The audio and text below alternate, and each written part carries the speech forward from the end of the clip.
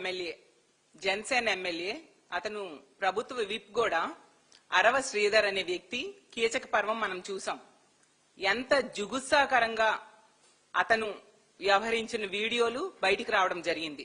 నిజంగా ఆ వీడియోస్ చూస్తే ఈ రాష్ట్రంలో ఉన్న మహిళలందరూ సిగ్గుతో తలదించుకున్నారు.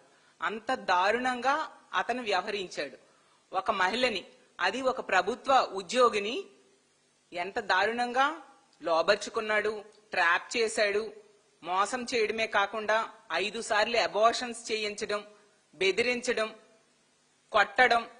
అంటే ఎంత బరి తెగించి ఈ కూటమిలో ఉన్న ఎమ్మెల్యేలు వ్యవహరిస్తున్నారో ఈ సందర్భంలో మనకు అర్థమవుతుంది.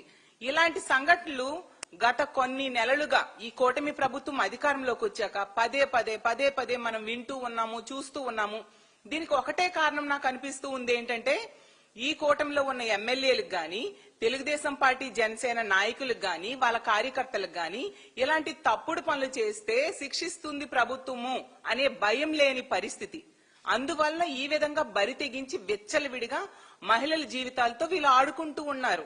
మొన్ననే చూసాం ఆ మినిస్టర్ సంధ్యారాణి పిఏ వ్యవహారంలో ఎంత దారుణంగా ఒక ప్రభుత్వ ఉద్యోగి అయిన మహిళను మోసం చేసి లోబర్చుకొని ఆమెని అతను వేరే వాళ్ళకు కూడా తాచడానికి ప్రయత్నిస్తే ఏమైనా న్యాయం జరుగుతుందేమో అని చెప్పి అందరూ ఆశించడం జరిగింది. నెల రోజుల తర్వాత చూస్తే ఎవరైనా నిందితుడు జైల్లో కూర్చుంటాడు, కానీ ఈ కూటమి ప్రభుత్వంలో ఆ బాధితురాలు జైల్లో కూర్చుంది.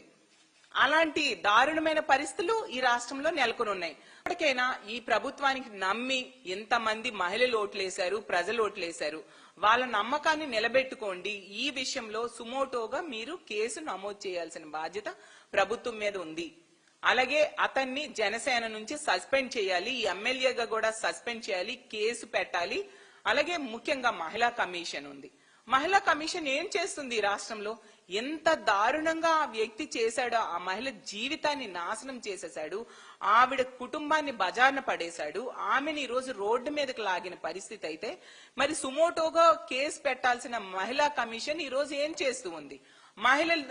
ఈ మహిళలకి ఇలా అన్యాయం జరుగుతూ ఉంటే మంత్రులేమో రికార్డింగ్ డాన్సులు, కొందరు చెత్త ప్రోగ్రామ్స్ కి అటెండ్ అవ్వడం, ఇది వీళ్ళు చేస్తూ ఉండే పరిస్థితి.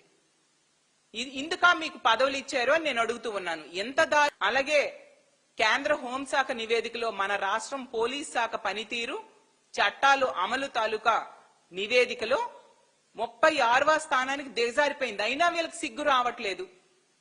అలాగే హోంమంత్రి గారు, కేంద్ర హోంమంత్రి అయిన అమిత్ షా గారు చంద్రబాబు నాయుడు గారికి లేఖ రాశారు. మీరు emergency call centre number call చేస్తే 26 నిమిషాల వరకు కూడా స్పందించట్లేదు, అత్యంత దారుణంగా ఉంది. దేశం యావరేజ్ అయి తీసుకుంటే 18 నిమిషాలు ఉంటే మీరు ఎంత దారుణంగా మీ రాష్ట్రంలో స్పందిస్తున్నారు, పోలీసులు పని చేయట్లేదని చేవాట్లు పెట్టడం జరిగింది. అయినా బుద్ధి రావట్లేదు. ఎప్పటికైనా దయుంచి ఈ ప్రభుత్వ పెద్దలు సిగ్గు తెచ్చుకొని మహిళలకి రక్షణ కల్పించడం మీద శ్రద్ధ వహించాల్సిందిగా కోరుతున్నాను.